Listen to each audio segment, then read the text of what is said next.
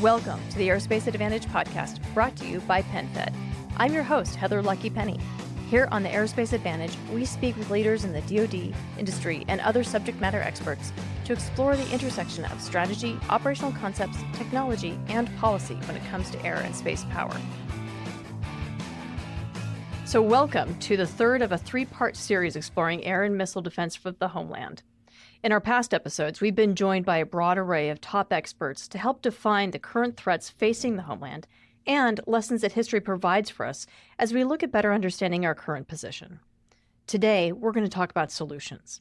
This is especially important as the nation considers programs like Golden Dome, routine air and missile attacks by Russia and Ukraine, similar offensive actions by Iran into Israel, and the Houthis' routine bombardment of ships in the Red Sea make it incredibly clear that air and missile defense is a deadly serious business. Competent defenses are not something that can be assembled on the fly as part of a pickup game. It takes smart strategy, thoughtful concepts of operations, command and control, plus the right technologies to mount an effective defense. Above all, the real goal should be peace through strength, deterring hostile actions by our adversaries against our homeland. To dig into these issues today, we've got a banner set of guests. First and foremost, we're pleased to welcome back General VanHerck. Thank you. Great to be back with you, Heather, and look forward to the discussion. We do too. You have great insights. And for our listeners, as you know, General VanHerck was former commander of NORTHCOM, the combatant command charged with Homeland Defense Mission, and North American Aerospace Defense Command, NORAD. Next, we also have General Jeff Cobra Harrigian, who last served as commander of the U.S. forces in Europe, a tour that included Russia launching its invasion of Ukraine. General Harrigian, thank you for joining us. Hey, Heather, great to be here. Look forward to the discussion. And finally, we've got Brigadier General Houston Slider Cantwell and Charles Sox Galbreath of our team. Slider just finished a report on this topic. So, Slider, great to have your insights. Thanks, Heather. And Sox is well-versed in space-based threats and missile warning enterprise. Thanks, Heather. Great to be with you.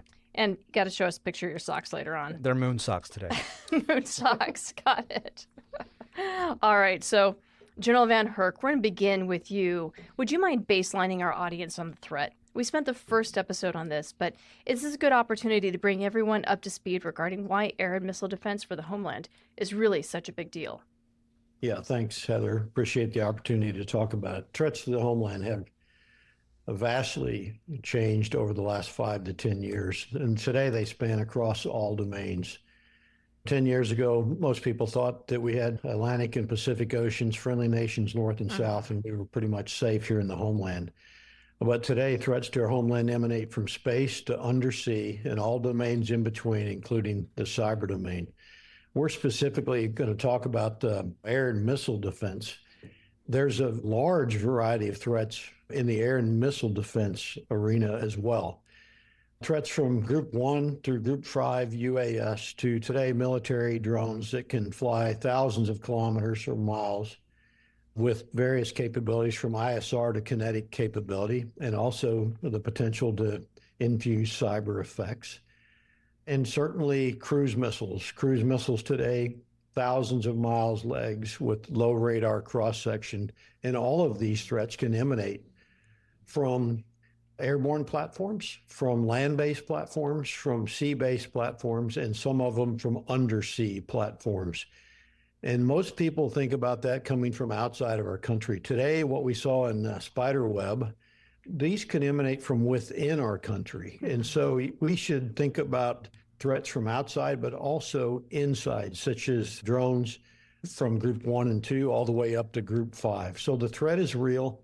It's continuing to grow. And the intent of potential adversaries is to delay and disrupt our force flow and destroy the will of our American people. So we are limited on our power projection capability from our homeland. Sir, thank you very much. How you were able to boil down what is actually a very complex threat picture is super useful. So, General Harrigian, the threat isn't academic, and as I did my best to explain in the opener, for example, Russia pummeled Ukraine with air and missile strikes, and we saw Iran do the same to Israel, and the Houthi attacks against ships in the Red Sea have been a huge problem. But you also saw important trends in Syria and Iraq when you were a commander as part of Inherent Resolve.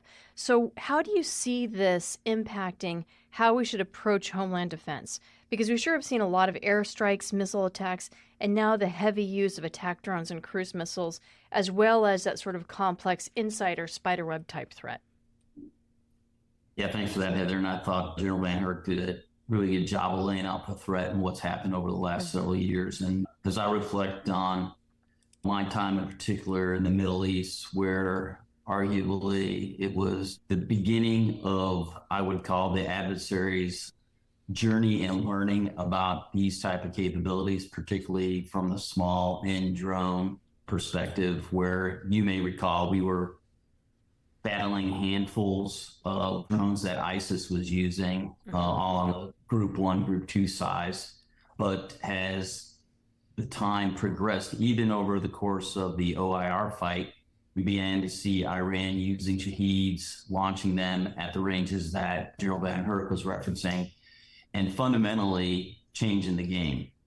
And as we look at that and reflect on those trends to what we've now been talking about from the Russian invasion and the way the Ukrainians have leveraged drones to achieve objectives at the strategic level, I think as we, as a nation, step back and look at all those things that are fundamental to defending the homeland, it's important to go back to what I would call some of the basics of indications and warnings, how we build out our layered defense.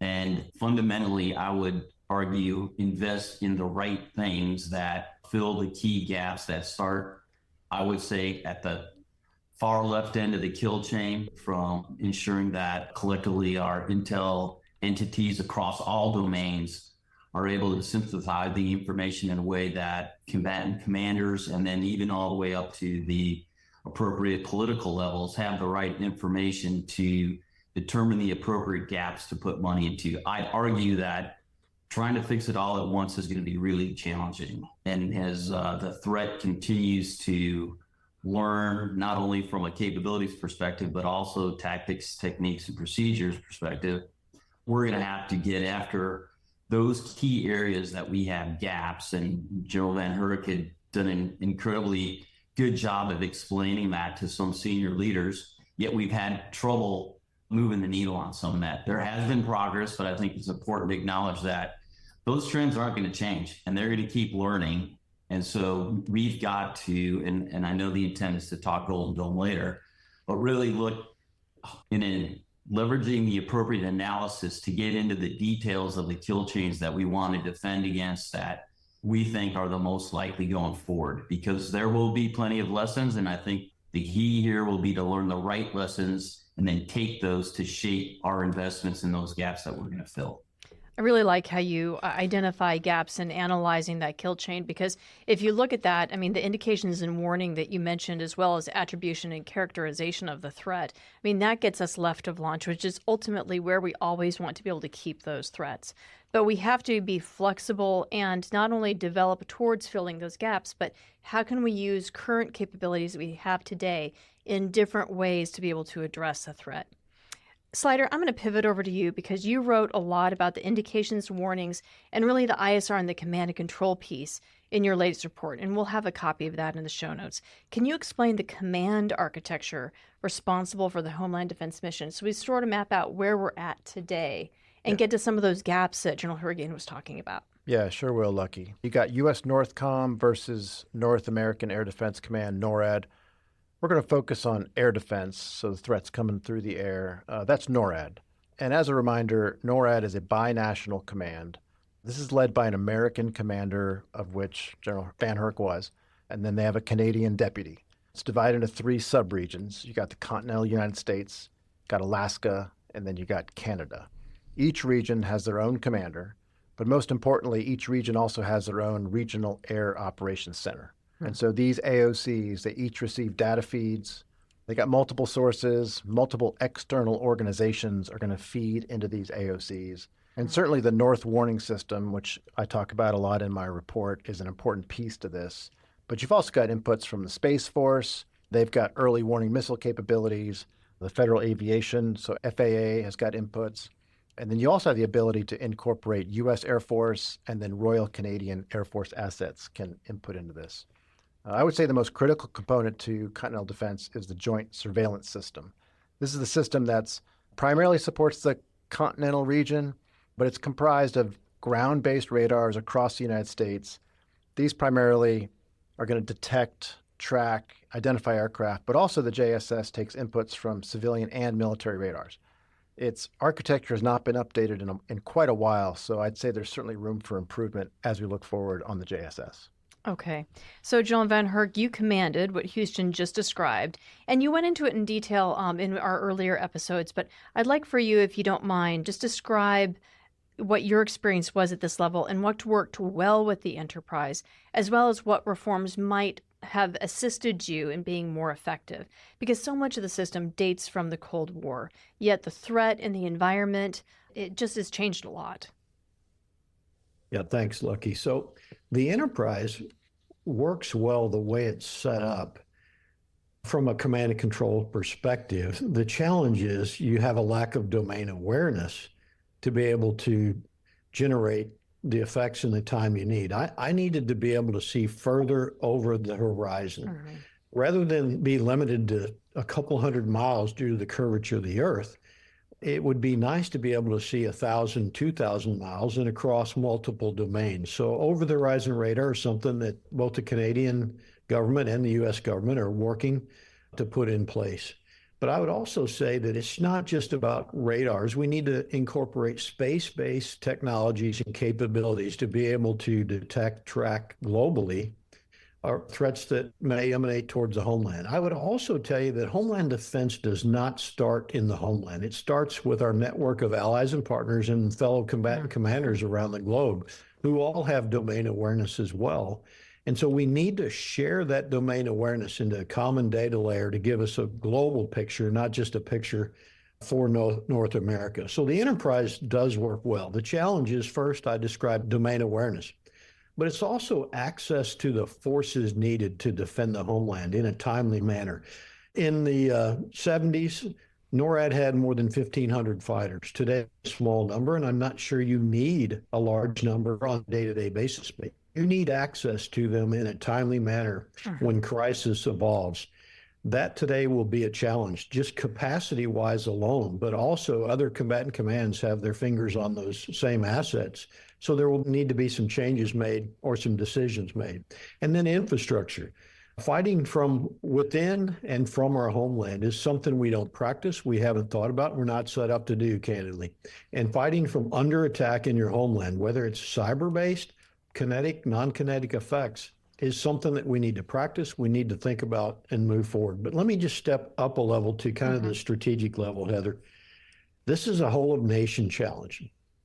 And when I talk about defense and especially air and missile defense, you have to divide this up. And so certainly you have cruise missiles, you have potential air threats, but how about those UAS threats that are group 1 and 2, or even some of the 3 threats? Those are primarily Homeland Security or other agencies such as Justice, to include Secret Service and Capitol Police. We need to think more broadly as a whole of nation. I would argue that critical infrastructure, of which 80% is outside of federal jurisdiction or control, to project power from a homeland, that 80% is crucial, whether that's seaports, airports, rail, or other infrastructure to produce energy, whether that's petroleum, whether that's electrical grids. Those are all critical infrastructure to power projection and survival of our homeland. I would argue they're going to have to defend themselves from group 1 and 2 and potentially some 3 UAS. So it's a whole of nation problem as we look forward. And I'm glad that the Secretary of War now has stood up a joint interagency task force led by an Army 1-star to look at this problem. Sir, I'm glad you mentioned the whole of nation. I mean, we recently had some individuals from Ukraine come and visit us and talk to us about what they're having to do to be able to defend their homeland. And interestingly enough, one of the things that was coming up was that some of the infrastructure, civilian infrastructure and factories, they are, no kidding, they are defending themselves. And so they have electronic warfare jammers to defend themselves against the drone strikes coming from Russia. So that's an example where you might have private industry or equities defending their own infrastructure simply because maybe that might not be something that the federal government or Homeland Defense has been able to step up to just yet. And then also, I thought it was very interesting what you said about the number of fighters that Air Defense Command and that NORAD had at their disposal. Certainly, we don't have that kind of capacity today. And so there would be a major tension, I think, in trying to activate and assign those forces for the Homeland Defense mission, especially if we're seeing hotspots pop up around the world. So if we don't have the ability to be able to effectively defend our homeland, and we don't have the capacity to push our combat air forces out towards those regions, we might actually incentivize adversaries to strike our homeland. But finally, you mentioned the need to be able to share information and awareness across all of our allies. And this gets to NATO, because they're really key in our homeland defense equation, especially given a lot of the attack vectors as we look at the polls. So, General Harrigian, pivoting back to you, I'd really appreciate your thoughts and insights as a combat commander, given your time in the Middle East and Europe. Yeah, thanks, Lucky. So let me first kind of pile on to your last point from an information sharing perspective, in that I would tell you that while I was in the Middle East, we were generally making progress on information sharing with our allies and partners, but fundamentally it was challenging. And when you think about it from an operational perspective, in terms of just how you're getting everything from the top secret level to the secret level to what you're going to share with your allies, and how you do that at the operational level.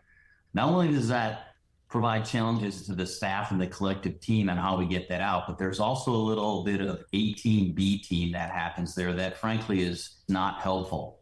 I'll say, fortunately, I gathered a lot of lessons from that and how we would internally buy risk to share the information, which then facilitated what I think, and General Walters really set the framework for this, was how we shared information as we began to see the Russians posturing for the potential invasion of Ukraine. And I would describe that, at least in my 37 years of working in the Air Force, as the best I've ever seen it.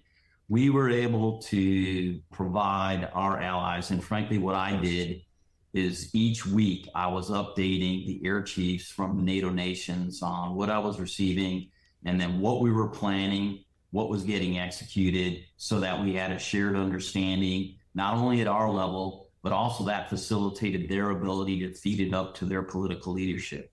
And that was fundamental in getting buy-in with respect to what we were trying to not only do from how we postured our forces, but more broadly, how we were setting up the plan and preparing ourselves, number one, to try to deter Russia from penetrating the NATO eastern flank, but also ensuring that collectively we had, all the way down to the tactical level, an appropriate understanding of how we were going to manage whatever the Russians would do to try to penetrate the NATO airspace. Now, having said all that, I think there's also a key discussion that General VanHerck brings up with how we take the information we're learning, and this is more to the strategic level, across Europe, and ensure that is shared, if you will, from EUCOM to NORTHCOM. And we had talked about some global type exercises that often occurred at the higher levels. And I think there was progress made there. General VanHerck can probably comment on that. General Dunford was working hard to try to move the needle on that. And I think there was progress made. But importantly, two things. One, we can't fail to remember what we learned from the importance of information sharing. It just can't be when we think the war is going to start. I think this is a habit pattern we've got to continue and build muscle memory in. And then two, we got to continue to find ways to train at both the operational and strategic level, so that collectively, as we turn over leadership, the threat continues to evolve. We have those relationships built and processes in place that facilitate our ability to quickly and rapidly make decisions relative to what we're seeing with the threat. Because if we don't do that, we're going to get caught behind and we'll be in a defensive posture and potentially set ourselves up for some activities that won't be helpful to where we're trying to move forward, particularly from a homeland defense perspective. It's really interesting because if you don't institutionalize that through policy, procedures, standard operations, and importantly, the technology piece to be able to integrate and fuse that information. I mean, we can't wait for a crisis. If it's personality dependent, we're not going to be effective. We're not going to be rehearsed. We're not going to be practiced. We really can't wait for a crisis. I'm glad you brought that up. So as you break down that enterprise, the biggest function with this mission ties to situational awareness, as you've been describing. And we also need to understand what our adversaries are doing at that strategic, operational, and tactical level. So General VanHerck, could you share with us the challenges and opportunities that you see here? Because back in the day, we had the Pine Tree Line, the Mid-Canada Line, the Dew Line radar networks. We had a large airborne early warning aircraft inventory. We had a massive air defense command with forces on alert. And as you mentioned, it's just a fraction of that now, and we don't have the range that we need over the horizon to be able to give us the time to respond. So what are the biggest enhancements that you would recommend when it comes to boosting situational awareness and this ability to find, fix, track, and target a threat? It starts with sharing of data and information, as General Harrigian and I both already talked about. I'm seeing a theme emerge here. Yeah, there's a lot of domain awareness out there, Lucky. And our allies and partners have a lot of it. My fellow combatant commanders had a lot of it. Various agencies across our government have a lot of it, and we don't share it. That's the biggest challenge. And it doesn't require a vast amount of new capabilities when you share data. It's amazing what you can see and learn. And I gave the example previously of the gyrocopter that landed on the Capitol lawn. And nobody saw that in 2015 until we took the raw data. We actually shared it from DOD, FAA, Capitol Police, Secret Service, everybody. And magically, you could see it when you shared the data. So I think that's first. But we do have to get capabilities such as over-the-horizon radars. We have to get space-based capabilities. We should fuse the picture of all Aegis-class radars that are floating around the globe into a common picture. These are simple things that don't require new technology, except for an over-the-horizon radar. Those are the things that I would do right away that I think would enhance greatly. I do think we need to go down a path with an airborne platform that's rapidly deployable, mobile to where we need it. And that would be the E-7 right now or future technologies. So those are a few enhancements, Lucky. No, thank you for that. And I think it's actually very interesting that we have so much data that we have already being collected. It's the integration piece that can give us a step function in situational awareness that I think that's the low-hanging fruit. So General Harrigian, you live this given your combat command role in the Middle East and Europe. And so I'm curious what your recommendations regarding a smart solution vector is based off of your experience, because you had a lot of on-the-job training given Russia. Yeah, unfortunately I did. Smart solutions. So I'll begin with the basics and at least trying to quantify some of the challenges in that. I think you both highlighted there's a lot of data out there. And to my mind, it was how do we filter to get the right data to get the operators the information they need. And, if you start with a common operational picture, that often sounds easy, but I think we all know there's a huge amount of challenges there. And so the efforts that fundamentally we took in the Middle East, and you guys may remember some of this, is as we were looking at how we were going to update the Air Ops Center and big Air Force had ideas, it was inevitably top-down driven. And yet I argued we really needed to start by understanding the challenges that the operators had, get with the operators, and then feed that uphill with specific capabilities they needed to fix. And look, I'll just give you one example. When we used to do time-sensitive targeting in the Middle East, they would have 14 applications open. People are talking about machine learning, AI. I was like, hey, we have some very fundamental problems that we need to fix for our operators. And you need to get in there with the smart software people, start at that level, fix those problems and let those bubble up and then fill the gaps that we've been talking about. And I'll just say we had some fundamental challenges in how you take that mentality and then port it to the broader Air Force where it doesn't turn into a big bureaucracy and then hard to move the needle on capabilities to those folks that need the information.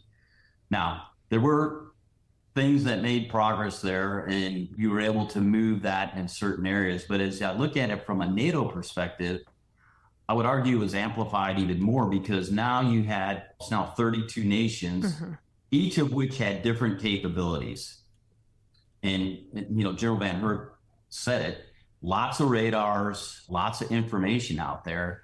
But not only did we have to figure out how to share that information, but we also had to break through the barriers of cross-domain solutions to get, I would call it, our exquisite information broken down to a point that we could share it. And technically this is all feasible, but the demand signal had to come from the warfighters back to, in some cases, the policymakers to facilitate how that information was shared and then presented to those that needed the data. And that discussion resonated with people, but I worry that as we go forward, we forget some of that, because what I would share with you is when the Ukrainian war started, we had some airmen, sailors, and Army guys come up with some really unique ways of taking all domain data, and I won't get into all the details, but leveraging that to, inside the policy rules that we had, share that information with the Ukrainians. And I think both General Walters and I would tell you, it was key to helping the Ukrainians understand what the Russians were doing, how they were going to maneuver, and arguably saving lives. And so I think those types of, and I'll just use kind of the broad term of bottom-up understanding of what's actually happening in the trenches, and taking the PowerPoint slides, pushing to the side, get in there and figure out what's actually going on to get after the problems that ultimately make its way up to the operational and strategic level. Sorry for the long answer, but this is complex. No, it's very complex, and I appreciate that answer, because I don't think we've really emphasized enough the need to be able to remove the friction out of the warfighters' efforts to pursue their kill chain, right? I mean, we've really been looking at this from a command perspective and situational perspective, but if you don't take that down to the application, and when I say application, I really mean let's get into effects. We have to start with battle management, and then be able to provide that to an effector, something with a pointy nose or some other kind of kinetic or non-kinetic capability to be able to close that kill chain. If we can't do that, then all the situational awareness is not going to do us any good. 14 windows? My God, I don't even know how they began to manage that effectively and in a timely fashion. I'm sure General VanHerck would say the same. We got some amazing people out there that they go, hey, we got what we got. We're going to figure it out. And so I applauded them for doing that. But at the commander level, I felt it was our job to go fix it for them and get them the right tools. And that's part of, I think, the path we're continuing. No, absolutely. I mean, we have phenomenal airmen, and they're going to make it work. But we can make their jobs easier, and therefore they can be more effective.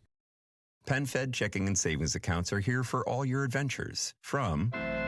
Do you take this man to be your husband? I do. To... He has your eyes. He's perfect. Learn more at penfed.org. Federally insured by NCUA. So, Sox, given your space power expertise and your time working on the missile warning mission, what are your thoughts on enhanced situational awareness, but also this piece that General Harrigian just brought up regarding let's remove the friction from the operator's level? Yeah, absolutely. So we have outstanding airmen. We also have outstanding guardians doing this mission, and they've been doing it for a long time. When we think about situational awareness and what we can provide from space, General VanHerck talked about needing to see over the horizon and needing to see the threats wherever they're emanating from. And that's really where space can come in particularly helpful. We've had for generations space-based infrared monitoring for the detection of launch. And as we're moving to include the proliferated warfighting space architecture in low Earth orbit, not just in GEO now, but also in low Earth orbit, we're going to enhance that capability as well. But there's some other aspects that we're seeing on the horizon: ground moving target indication from space, air moving target indication from space. These will all be very helpful in fusing together the picture of what's happening both in the air, exoatmospheric, as well as potentially what's happening on the ground that could result in a threat. The idea of moving as far left of launch really drives us to tracking mobile ICBM launchers or mobile threats wherever they are, and understanding that we don't have to wait for the ignition of the missile to understand where that threat might be coming from. So I think there's a lot of potential improvements that we can provide from space in the near future. Slider, what are your thoughts to add? Because you bring a lot to the equation given your time with RPAs. Yeah, so multi-domain is going to be critical when you're looking at a problem as extensive as defending North America. Air is always going to play a very important role. It's flexibility, the capability that exists on current airplanes. But I want to comment on RPAs because they have such a potential to play an important role. They are absolutely ideally suited. They fly at high altitude, they've got long endurance, and they're cheap to operate per hour when you look at other large aircraft. But I want to be clear, existing RPA platforms just do not have the sensors that are required to accomplish this current air domain awareness mission set. Frankly, the current RPAs lack the power, they lack the electrical output of say, an E7, which has a Boeing 737 with two huge it's a heck motors. Of a generator. Yeah. Got some great generators. They put out a lot of electricity. Yeah. So that's fantastic. So calling all vendors out there, we really need an unmanned platform that either puts out more electricity or we need sensors that don't require as much power as, say, an E7 RF antenna. And if you can get these two capabilities together, it's going to be a match made in heaven. Yeah, well, when you're talking about trying to get that range with a radar, power matters. So there's a point where you can't scale that down because when you begin to scale down, you simply don't get the range. Yeah, absolutely. But I will say, being airborne, that's a heck of an over the horizon. Yeah, it is. Not as good as it is from space, but it's good.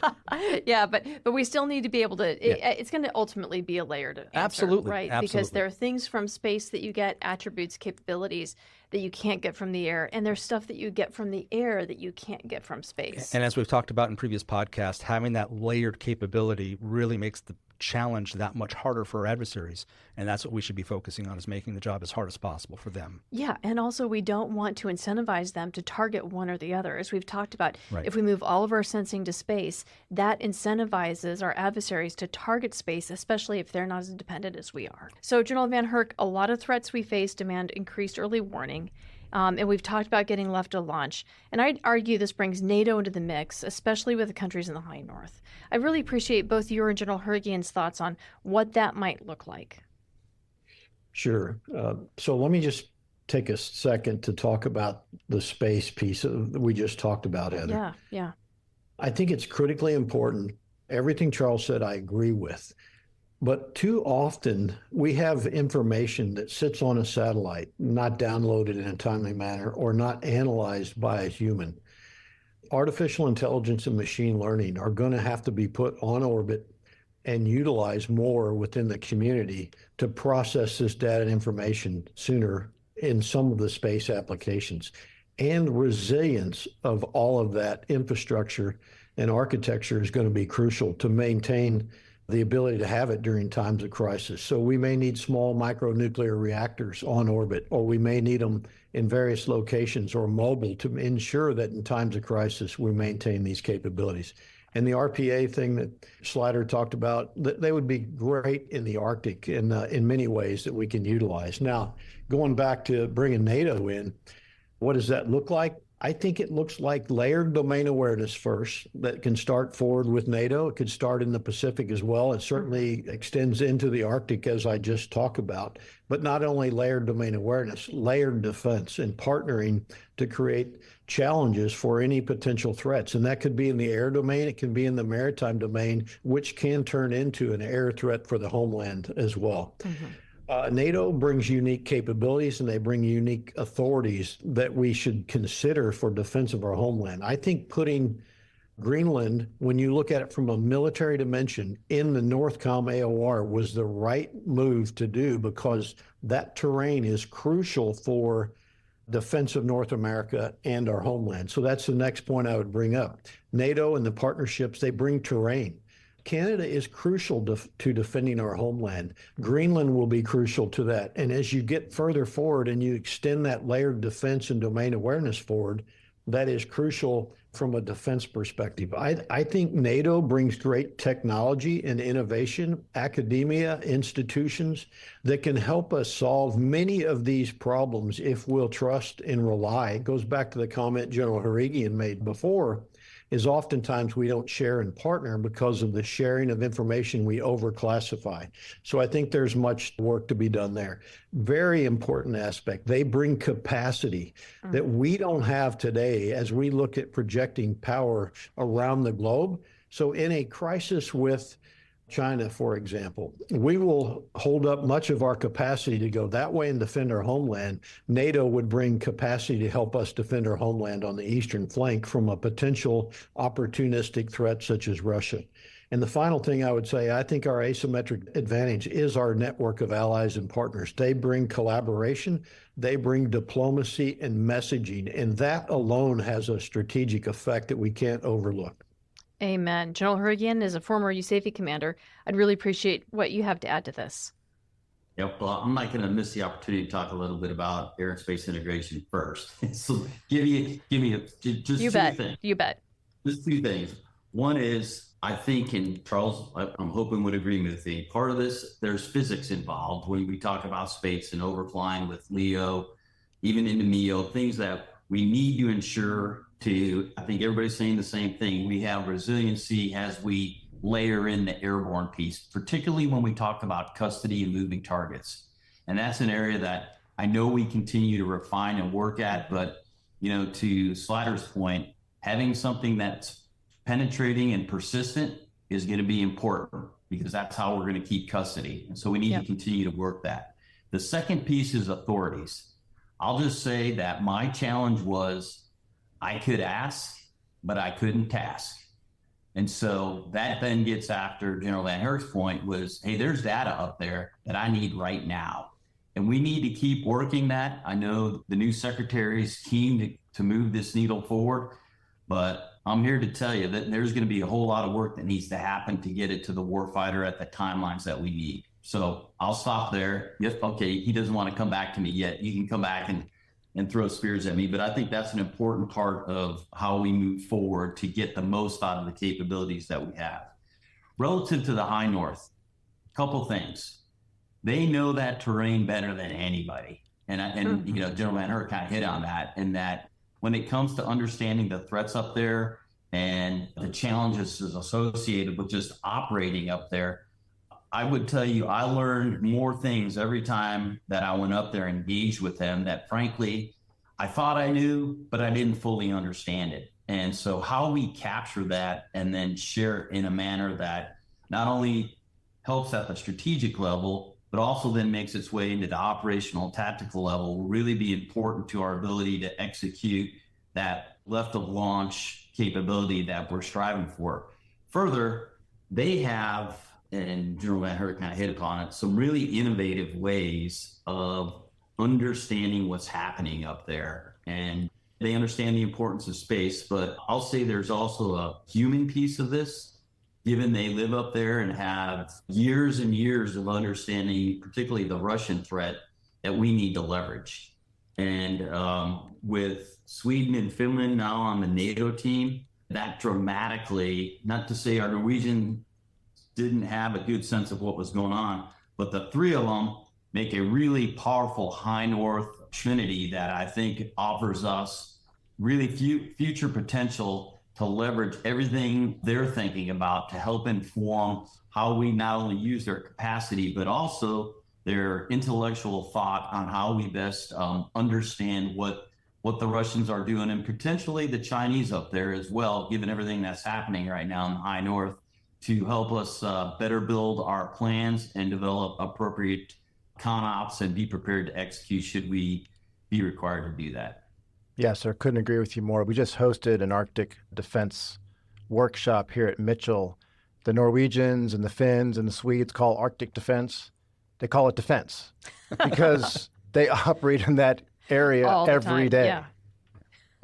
And so they do bring a unique perspective. They bring just standard normalized operational techniques that are well weathered and proven in that kind of combat environment that we think is special, but that it's their everyday environment. General Harrigian, I really appreciate what you said regarding ask but can't task, because as I look at the capabilities that space could bring and provide in that integrated air and space layer, one of the biggest concerns I continue to have is will the combat commander have the ability to task space assets based off of what they need? And in a time of crisis, could those space assets be pulled away to a national command authority?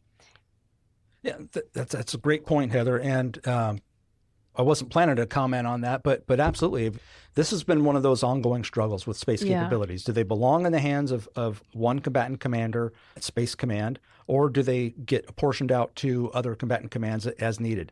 And what we're seeing for some other types of capabilities, like ground-based counter-communication systems, right?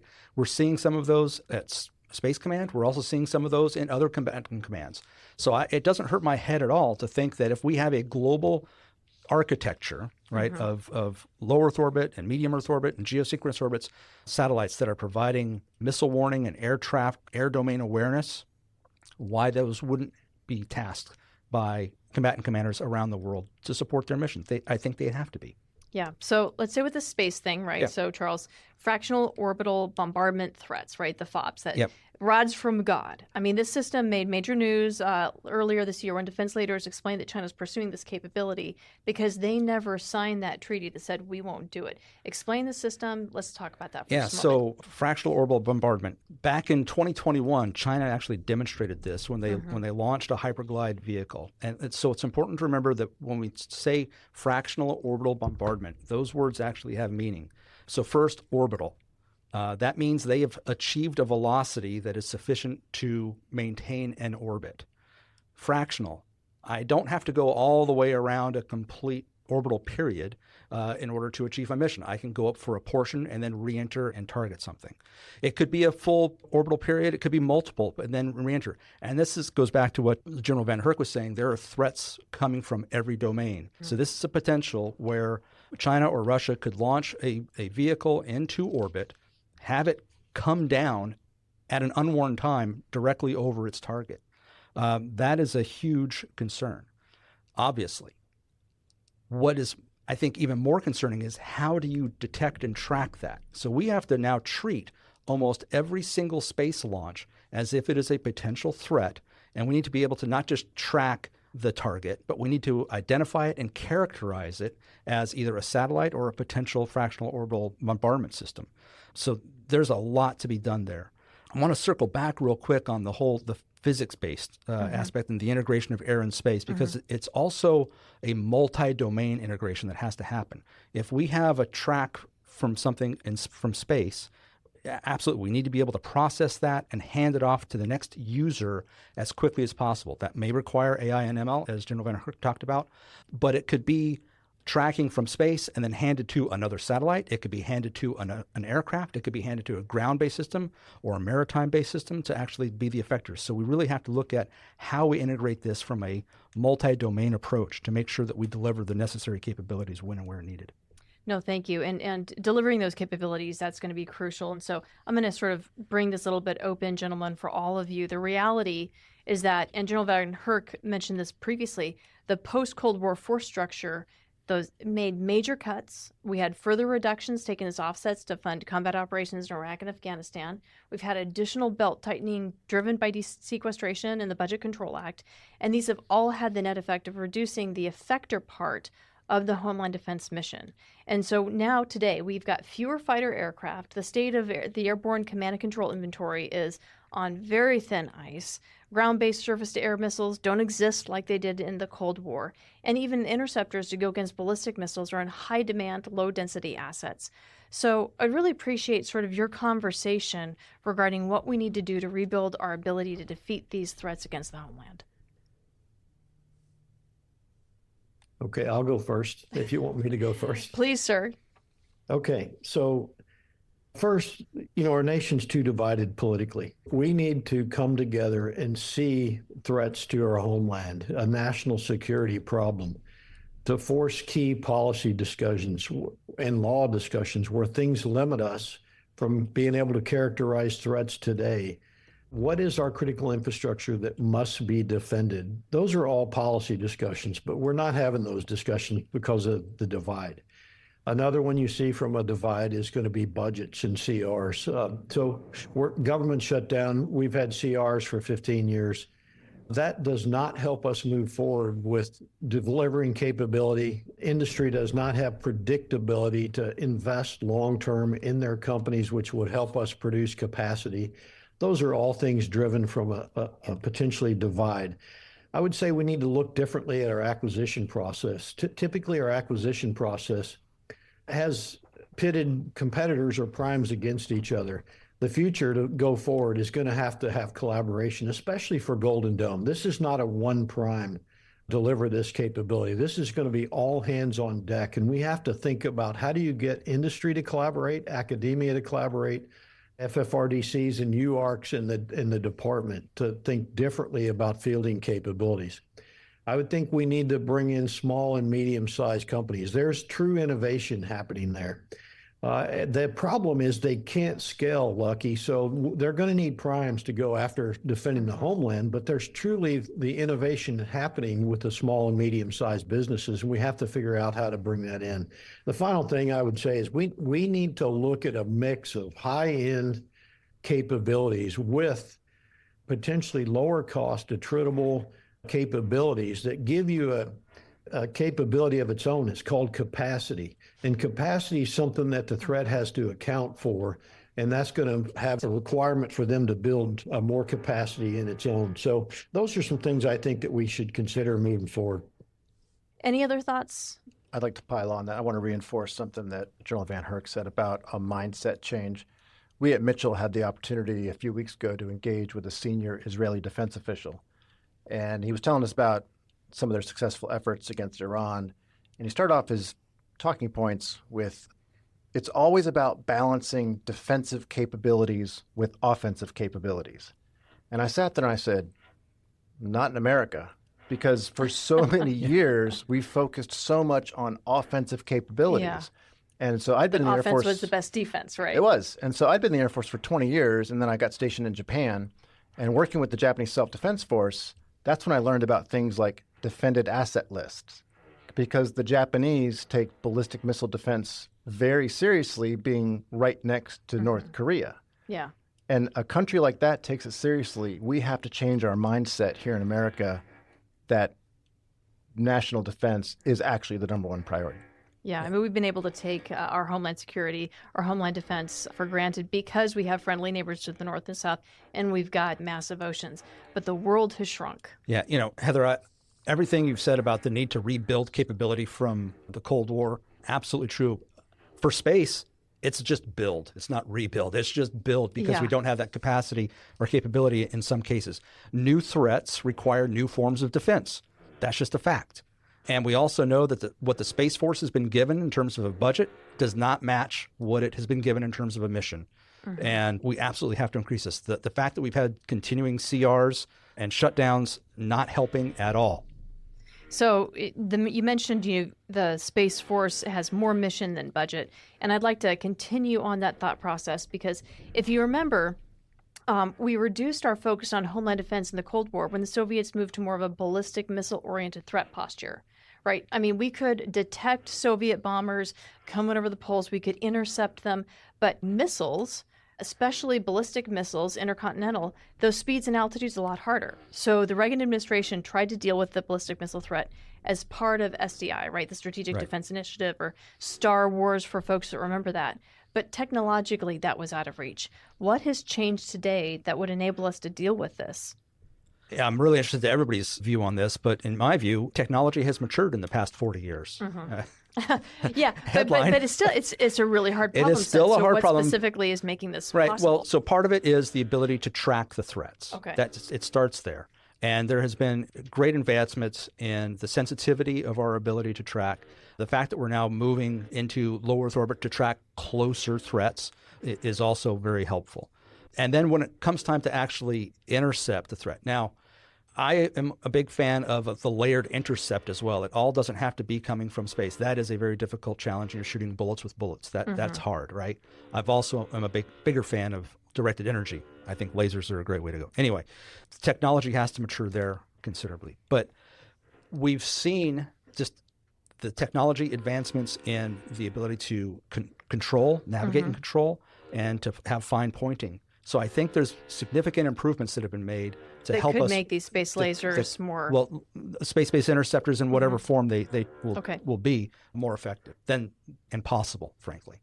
Okay, so then on the other end of the spectrum, we've seen, combat actions in Europe and the Middle East suggest that slower, cheaper threats might actually be more likely. And General VanHerck, this gets towards what you were talking regarding long-distance, slower drones like the Shaheds, or even the smaller Group 1 type drones that we saw with Spiderweb. And so I'm actually thinking that in addition to this layered defense, we actually could see a layered offense of both ballistic missiles, but also the number of drones and cruise missiles coming into play.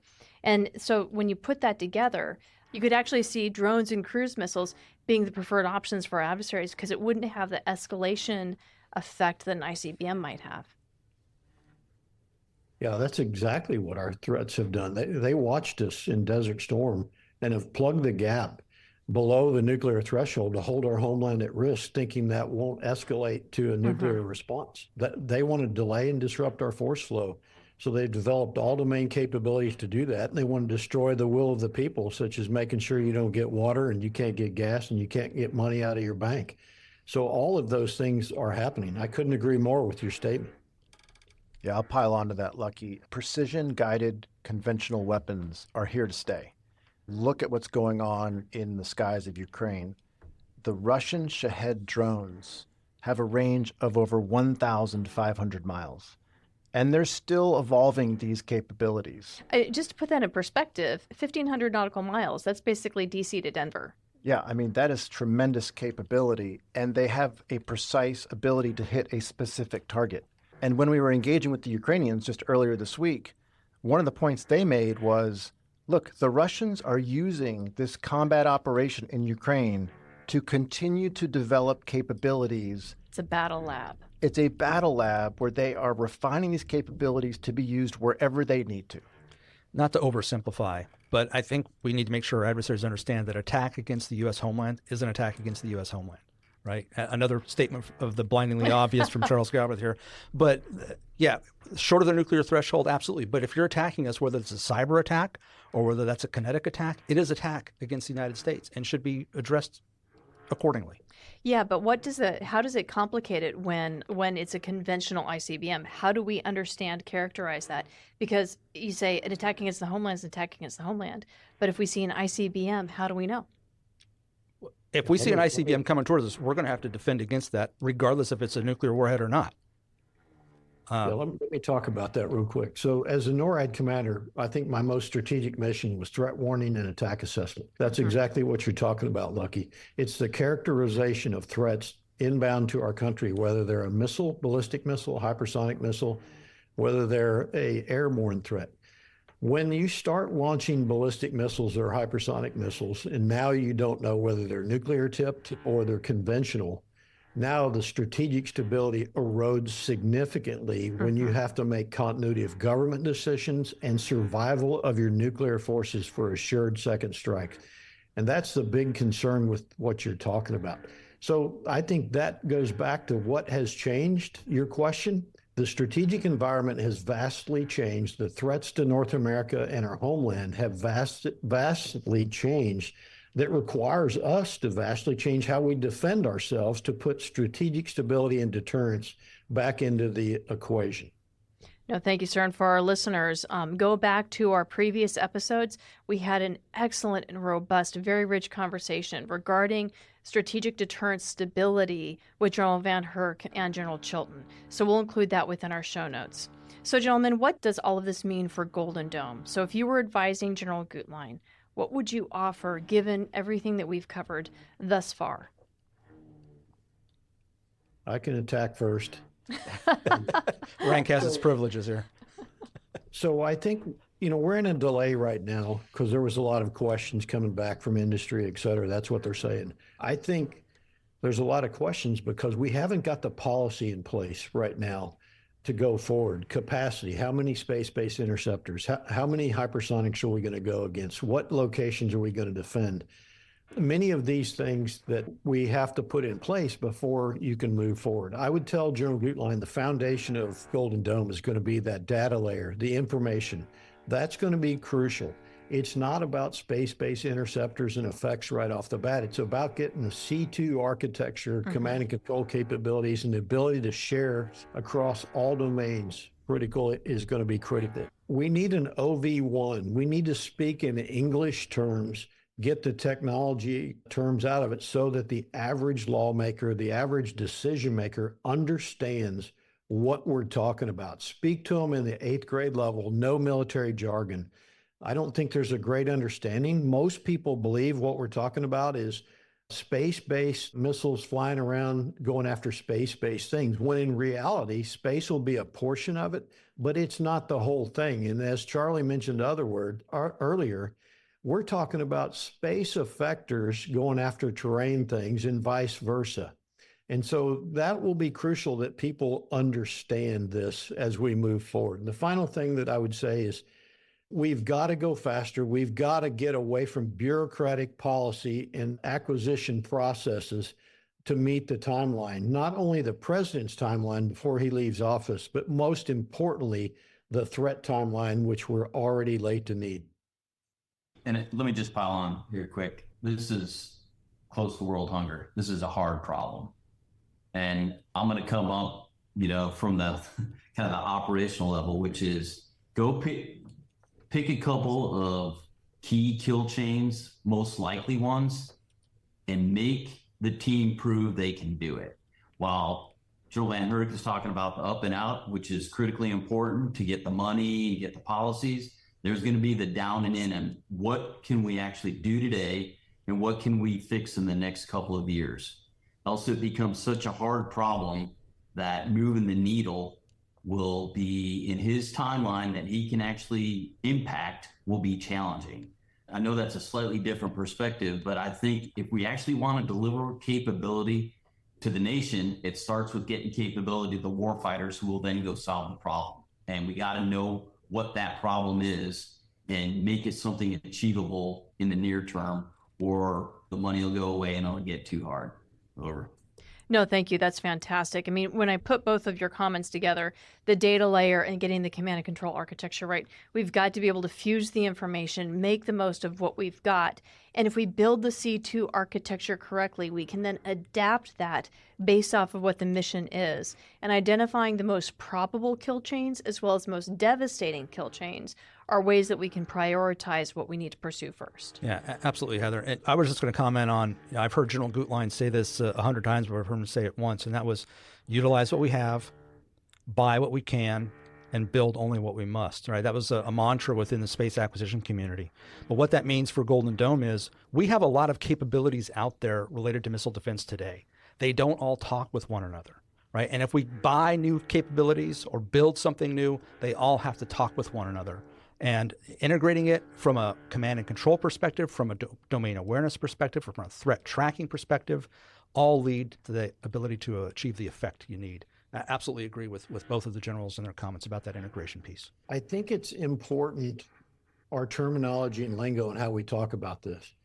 I don't think we want to say talk with one another or systems of systems. What we're really talking about is taking existing systems and sharing their data to make it available through a resilient, secure, safe data layer that's likely geographically distributed around the globe, and then having other applications pull down the data they need for either decision making or generating effects.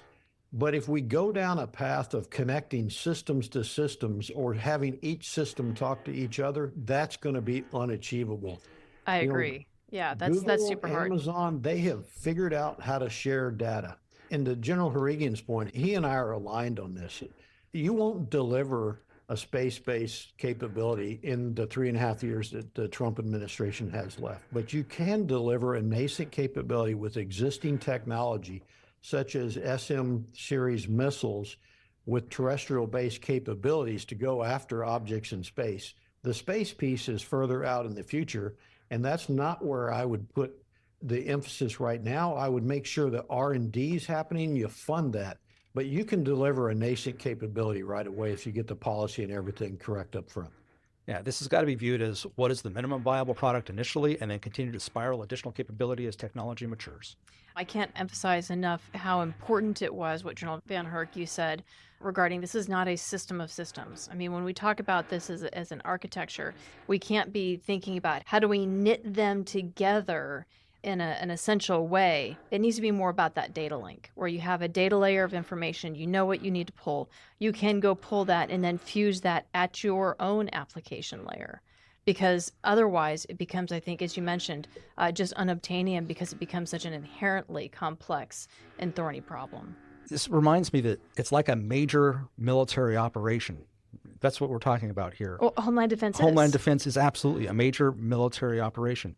And when we think about major military operations, we've got air elements of several different flavors. We've got ground elements also of several different flavors. They don't all talk with one another, but they are operated within a specific unity of command and all towards a unity of effort. So that's what I think you're getting at. And I'll agree with you that they don't all have to talk with one another. They don't have to be completely integrated with one another, but they all have to be synchronized, and they have to be able to achieve that unity of effort that we're seeking. John VanHerck, are we understanding you correctly? Are we picking up what you're laying down? Yeah, I just think how you talk about it matters. And so I see senior leaders talk about, hey, we need to connect all these systems. Absolutely. An engineer will go try to connect every system. We don't need to connect every system. We need every system to share their data and information to make it available so that other systems or users can download that data. But it's not the same problem depending on how you use that in a terminology perspective to an engineer. Okay, so we've talked a lot about the challenges, about sort of our paths forward. How do we avoid building a Maginot Line for Homeland Defense? Basically something that's super high cost, but can actually be easily outflanked by an adversary, because we don't want to be the victim of a self-driven, cost-imposing strategy that could ultimately undermine not only our long-term viability for our own economy and our own Homeland Defense, but undermines our ability of our military to be a power projection force. I think it starts with realizing that there is no single golden dome answer that we achieve and we're done. The threat's going to evolve. Our capabilities have to evolve. And we have to make sure that we build in the flexibility of this multi-layered approach to achieve that effect as the threats continue to mature. It just has to be adaptable. I think there's work being done in some of the new acquisitions with UCI and open mission architectures and governance reference architecture. There's a lot of goodness there. Ensuring that, and I agree completely with General VanHerck, as this collaboration happens going forward, there's a couple baseline, I'll call them rules of the road, that will be fundamental to where we go to the future, because it'll have to be iterative, it'll be incremental. But if we don't get some of that right, you're not going to get what we're talking about here is the right capabilities talking to the other ones that we really need to close the kill chain. And so that may be oversimplifying it, but those types of words, which again, how we talk about this will be important, because if you over-engineer it, we're not going to get there. And so I'm kind of pounding on that because I've seen too many PowerPoint slides that industry brings where I'm like, yeah, what, in 50 years? Those underpinning, I'll call them mentalities and how things are put together will be important to actually making progress. Well, and if it's over-engineered, it ends up becoming brittle, it becomes hardened, and it becomes inflexible. Here's the way I've kind of been talking about this. What we have is sensors, and sensors can be everything from space-based to cyber and everything in between. Those sensors provide data, in my mind, by sharing to a layer that what I call sense making. This is a new technology. This is where you have companies doing kill chain automation, AI prioritization, machine learning that detect things that we used to not be able to do. And then the sense making sharing to the effector or the decision maker. That's as simple as it is in my mind when you think about this, but we tend to talk about it from a technological perspective with terms that Congress and our nation's leaders can't understand.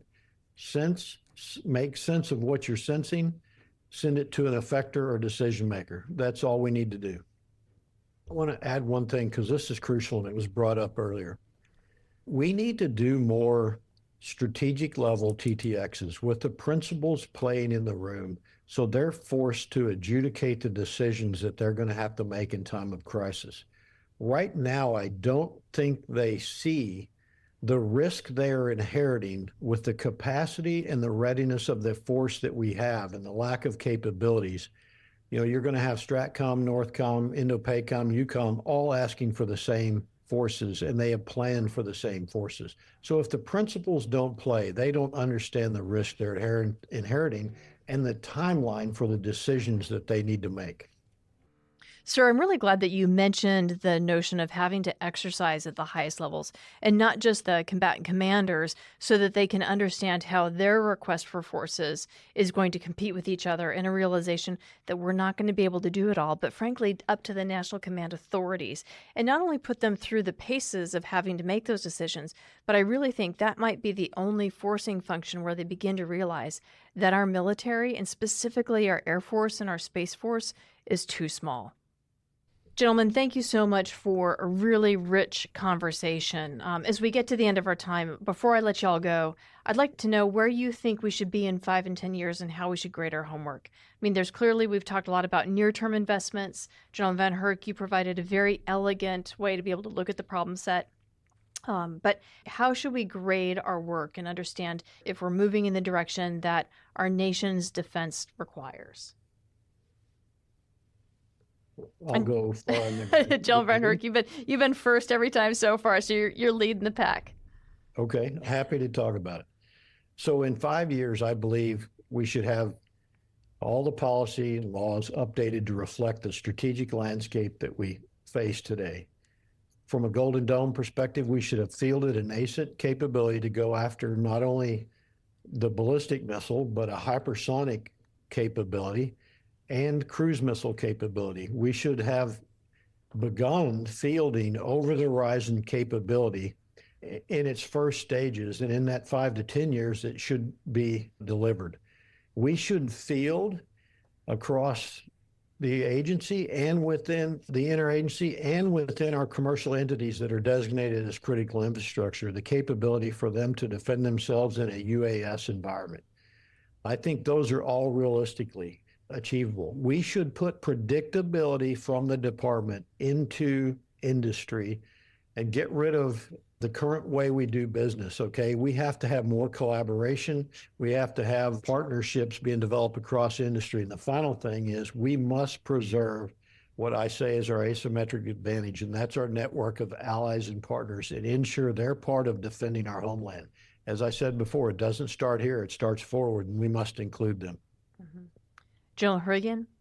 Yeah, so look, I'm going to kind of look at it a little more narrowly, and I'm going to take the lens a little bit of reflecting on what the challenge has been in our Air Force. So forgive me for that, but I think there's another part of this that has to do with our readiness today and ability to execute the mission. And we need to do some investing in that while we walk down the path that General VanHerck's doing, because if we don't do the readiness piece, we will potentially find ourselves in a worse situation in 5 years than we are right now. So I think that will be an important part of our next 5-year journey. And then as we do that, I do believe as we continue to foster the relationships with our allies and partners, we need to recognize that we can't leave them behind as we continue to work forward the technologies that will be so important to our homeland defense. So continuing to lean on the policies that facilitate not only just sharing information, but sharing technology that protects the crown jewels, if you will, but also facilitates the ability to leverage what we're doing to help them and the technology that they're developing to help us. I think if we do that all together, the deterrent value of that is something that I would suspect. We can't always be sure that the enemy is going to recognize, but that is the power of who we are and how we come together as like-minded nations to defend not only our homeland, but also their homeland as we go forward. Thanks. Yeah, I'll agree with what the general's already laid out. And I just want to add, going back to the mindset that the United States has to have this has to become a whole of nation and has to be a national conversation where we actually embody the importance of homeland defense and we allocate assets and budget against that mission set. If we've actually done that deliberately in the next 5 to 10 years, that'll be a move in the right direction. And that also means that if we're going to prioritize homeland defense, we need to build up, as General VanHerck said, and as General Harrigian said, the capacity and readiness of our nation's Air Force and Space Force. Yeah, and along those lines, and maybe it's inherent in everything that was just said, and I agree with all of it, but we've got to be able to demonstrate this capability. Part of strategic stability and nuclear deterrence, and I'll just say just deterrence in general, is a demonstrated capability and a perceived willingness. Well, we certainly will have the willingness to defend our homeland. Adversaries need to know that we've got that capability and it will work. Thank you so much. It has been a wonderful conversation. And as always, Generals, we appreciate your insights and perspectives. Well, thanks, Lucky, and your team. I appreciate it. It's an honor to be part of the discussion. Yeah, thanks, Lucky, Slayer, and the collective Mitchell Institute team. Thanks for what you guys do. The important part of this is really the educational piece that, General VanHerck and I like to think we're adding value to it. I feel like we are, but it is a really important work that you all are doing. So thanks so much for that. Thank you for supporting it. And like you said, being here and sharing your perspective and both your insights is a huge piece of spreading that awareness. And yeah, absolutely. Thanks for the great discussion. It was great to be a part of it. Thank you. Thanks, Lucky. Important conversation on national security. And with that, I'd like to extend a big thank you to our guests for joining in today's conversation. I'd also like to extend a big thank you to you, our listeners, for your continued support and for tuning into today's show. If you like what you heard today, don't forget to hit that like button or follow or subscribe to the Aerospace Advantage. You can also leave a comment to let us know what you think about our show or areas that you would like us to explore further. As always, you can join in on the conversation by following the Mitchell Institute on X, Instagram, Facebook, or LinkedIn, and you can always find us at mitchellaerospacepower.org.